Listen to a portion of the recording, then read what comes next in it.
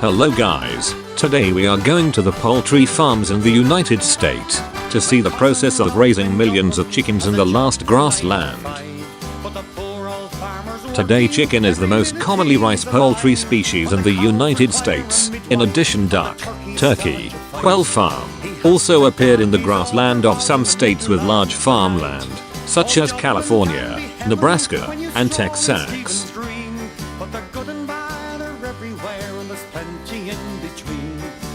According to TIC statistics, by the end of 2021, there are about 839 million poultry in the United States. Average chicken is the largest species, with about 64% of the poultry, followed by turkey, with 26%, and duck with 0.04% in the total number of poultry raised in the United States.